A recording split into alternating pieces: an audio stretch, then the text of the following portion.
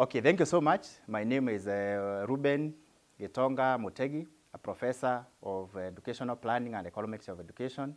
I teach at the University of Nairobi. I teach issues of research methods. I teach policies in education. I teach issues to do with monitoring and evaluation and so on and so forth. I also do consultancies in educational sector. Particularly, I was one of the consultants for the Presidential Working Party. We were advising the Presidential Working Party regarding the recommendations that they were making to make sure that we are looking at those recommendations with the lens of inclusivity and equity.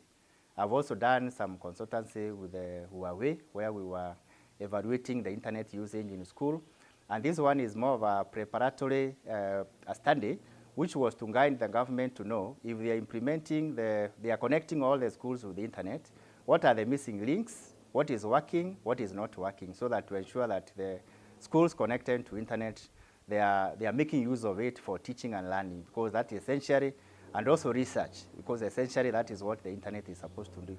There's a main issue which is affecting our youth today. You go to most of the villages, you find some of the people, they have already gone through the diploma courses, they have gone through the university to do some degree courses, but some of them at home, they don't have jobs. One of the main contributors of that is the wrong choice of the career. Currently, those Form 4s who are at home, who sat for KCSE 2023, they are choosing the courses to do at university level, at the college level.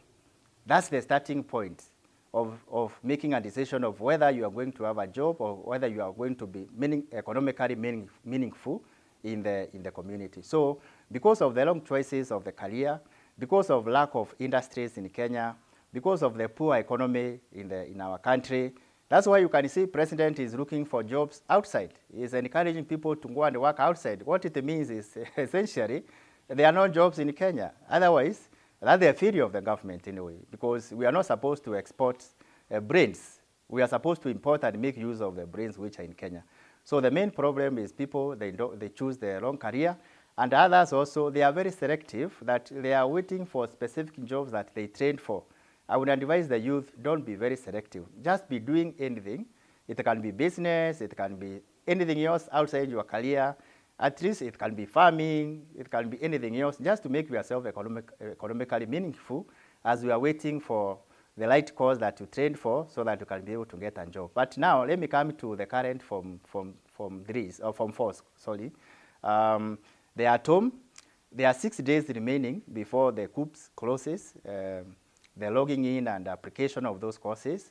So what I would like to advise the parent is that they should not give us on their children. For example, if they're expecting them to get B, maybe they got a C or a C minus or even a D. Sometimes parents in despair, sometimes they discourage their learners, their children, and sometimes these children, they are in a state of crossroads. They don't know which way to take. So what I would advise is just go to the COOPS website.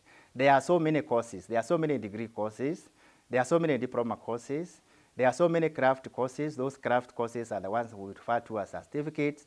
And there are so many artisans. Can you imagine that even with a D minus, you can do an artisan course in automobile mechanics, electrical engineering, fashion and design, food and beverage.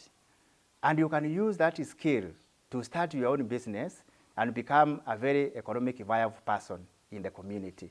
So let us not give up. Let us encourage our children to go to the COOPS website and apply for those courses. But when they are applying for the courses, they have to consider 2 things.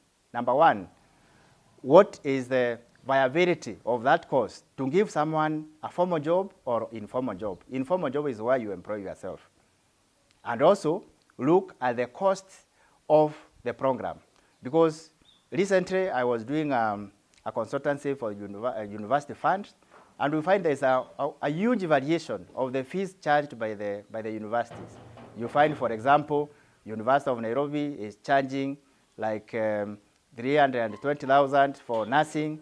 Another university is charging like 118,000 Kenya shillings for nursing course. Then you wonder, why is that? So depending on the level of the household where you come from, consider a university which is charging lesser fees so that you can be able to afford. In any case, what I would encourage you again, go to the help website, go to the University Fund website, go to COOP's website, and apply. When the time comes, apply for scholarship, apply for loan, and then in that case, then there's a responsibility of what the parents are supposed to pay.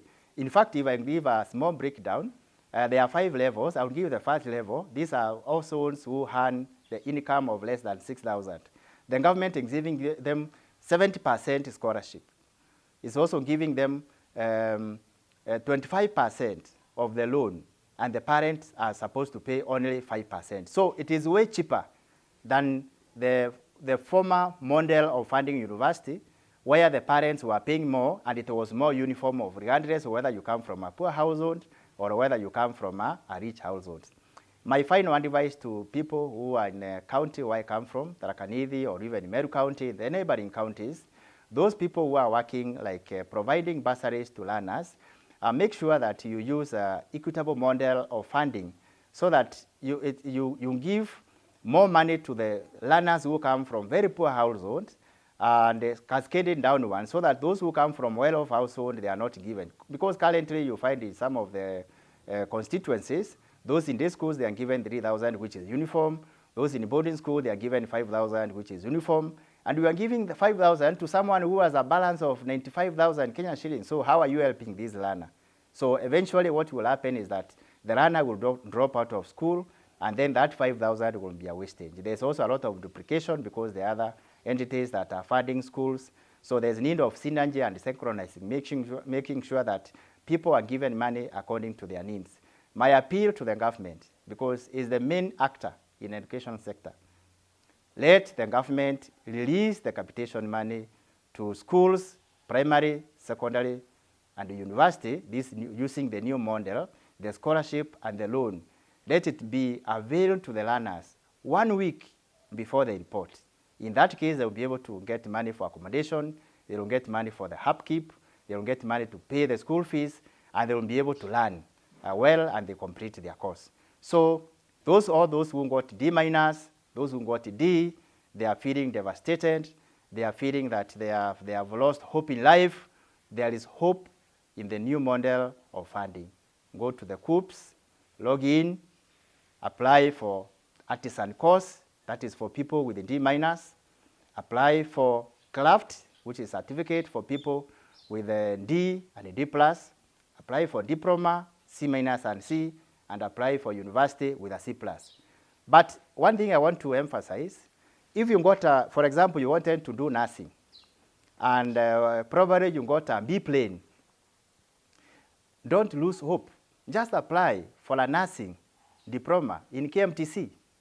And when you are through with that course, you will get employed, and the universities are open. The courses are very flexible. Later on, you can do that degree and go have the lander as highest as you wanted. Don't say that I worked hard to get a B, I cannot go to a KMTC school. No, you will be wasting yourself. Your passion is nursing.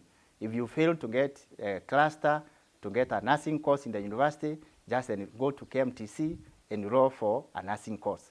You wanted to become a civil engineer, you got a C+, don't feel devastated. Just go to TVET institution, apply for civil engineering diploma course, apply for civil engineering certificate course, and by the end of the day, you will be working with engineers who went to the university, and you will raise up the ranks. You can still go to university and do that civil engineering until you get to the highest level of education that you wish to be in life. Thank you so much. The last one, we have seen on the hill estate that students are dropping out from university, and maybe as one of the stakeholders in the university, what is the real? Okay, thank you so much, and I think that's very true. Actually, it's something which has been happening. I'm happy that it is on dailies today. There are some specific courses where we experience this high rate of dropouts. Mostly engineering courses, medical courses, and architecture courses. There's a lot of high dropout. Largely, if you look at the new funding model, the fees for those courses is very high. For example, medicine is 720,000 Kenya shillings, where depending on the level of the house and where you come from, some of them are paying 40%, others that percent, 5%. So you find most of households, they cannot afford that. And the reason as why they can't afford is because the money is released by the government when it is late. First of all, they go to school, they are allowed to be there in school, they have no accommodation, they have nothing for upkeep. By the end of the day, they drop out. The other one is the long choice of the course, because people are supposed to choose these courses according to their capability. Of course, we have had this aspect of the malpractice in KCSE. There are some, you would hear certain school, everyone is getting an A, everyone is qualifying to go to the university. Then you wonder, how come all these people, they are these sharp that they can make to the university with a very high degree? So some of them, they are element of cheating in examination. So those are some of the people who get grades which are not theirs in terms of their capability, and then they go to university to do these courses which are so difficult for them, and eventually they drop out. The other cause of dropout, most of our youth, some of the study that we did on OVC through UNESCO, it was showing that over 70% of the students in the university, some of them are indulging in drugs, some of them are indulging in taking bangi, some of them are indulging in this other social kind of misconduct like LGBTQ. So sometimes all these, they disorient them from focusing on education. And definitely one of the things that can make you go home very fast in the university is failure of examination. If, for example, you feel like 5 units in one semester, that you are discontinued immediately. And the reason as why they are getting discontinued is because they are not concentrating, or maybe they don't fit in that course that they are doing, or maybe they don't have money to pay for the course.